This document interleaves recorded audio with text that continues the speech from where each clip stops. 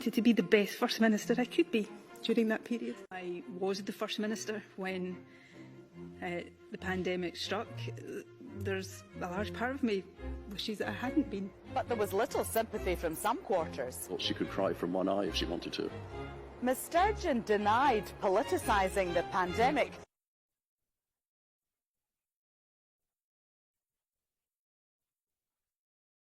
On Tuesday, January 16th, the UK COVID inquiry arrived in Scotland. The purpose of the inquiry was to investigate the response to the pandemic in England, Wales, Scotland, and Northern Ireland. The inquiry would listen to and consider carefully the experiences of bereaved families and others who have suffered hardship or loss as a result of the pandemic. It would identify the lessons to be learned to inform preparations for future pandemics across the UK.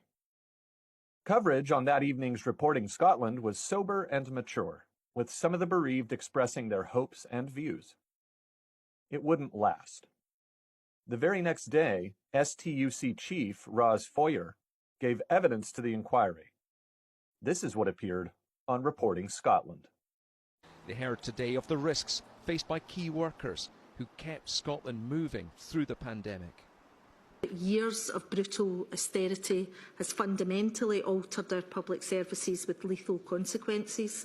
Workers across our economy, especially in health and social care, were really dangerously exposed to the virus through a deadly combination of understaffing, PPE shortages and poor pandemic planning. What viewers didn't know was that Foyer's statement had been truncated by Reporting Scotland. The final part of her sentence had been cut.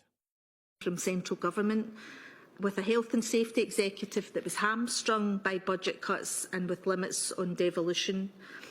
And the Scottish Government were unable to effectively legislate on employment and health and safety matters. And working people were really caught in the crossfire of that, and I think there were grave results of that. This wasn't the only part of the STUC chief's testimony to be ignored by BBC Scotland. The following statements were also cut from the evening news programme.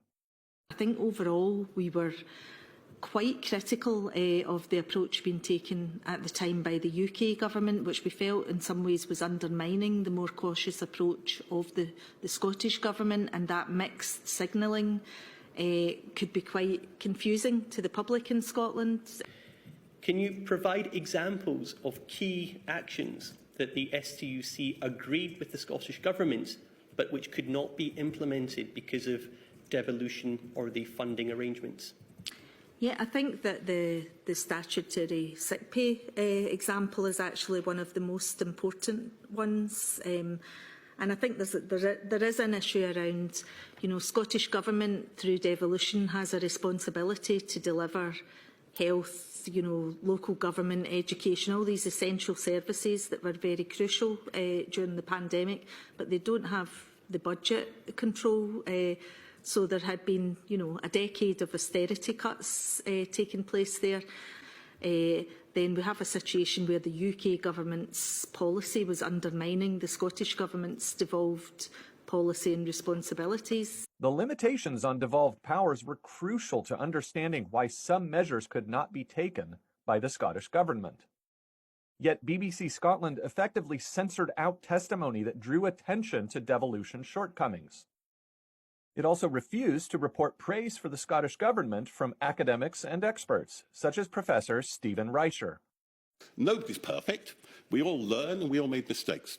But what is undeniable, I think, is that the Scottish Government did far more, both in terms of this general notion of treating the public with respect and as a partner, than the UK Government did. And in my statement, for instance, I have compared and contrasted certain statements at the same time by the Prime Minister and the First Minister, showing how, on the one hand, the Prime Minister tends to tell people off and to threaten to punish them.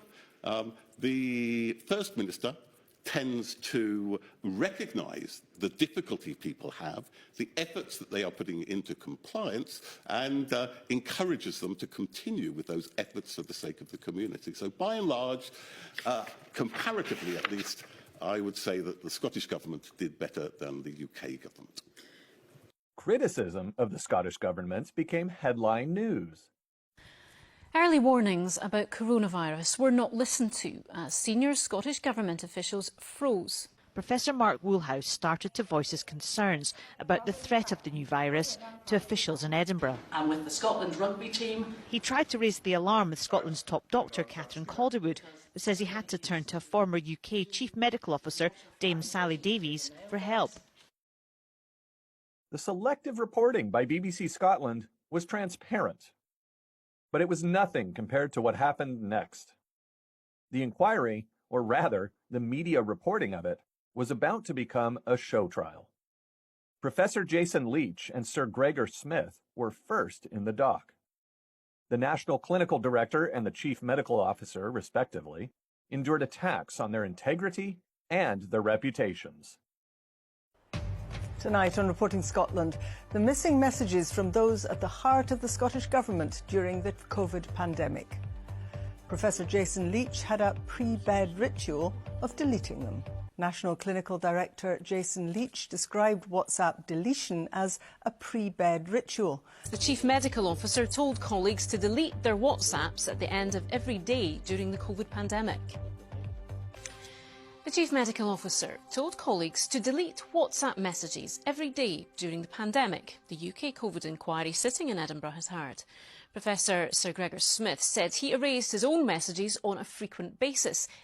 He was one of the best-known faces of the pandemic, but today the National Clinical Director, Professor Jason Leach, was asked to explain his use of WhatsApp messages and whether they broke the rules. Jason Leach is amongst the high-profile figures to admit he didn't keep his WhatsApp messages. It's always worth remembering that it can be a criminal offence to impede a public inquiry. Not content with smearing both men because they hadn't retained WhatsApp messages, BBC Scotland questioned their professional qualifications. And Professor Leach was asked about his qualifications in his role as a key clinical spokesperson for the government. It has been another theme of the questioning, and it might be explored a bit further. It was about who was giving advice to ministers. Now in Scotland, the key clinical advisors were Gregor Smith, who was a GP by trade, Catherine Calderwood, who had a background in obstetricians and gynaecology, and then, of course, Professor Leach, who was originally a dentist. And they were asked about how this compared to the advice that UK government ministers were getting from, for example, Sir Patrick Vallance, a scientist, and Sir Chris Whitty, who was England's Chief Medical Officer and had a background in infectious diseases. And you may recall when they gave their presentations to the public, they often used detailed charts in their presentation. Unionists piled in. Labour MSP Jackie Bailey demanded the National Clinical Director be sacked. So if the Scottish Government agrees that Jason Leach's behaviour was inappropriate, is it not time that he was sacked?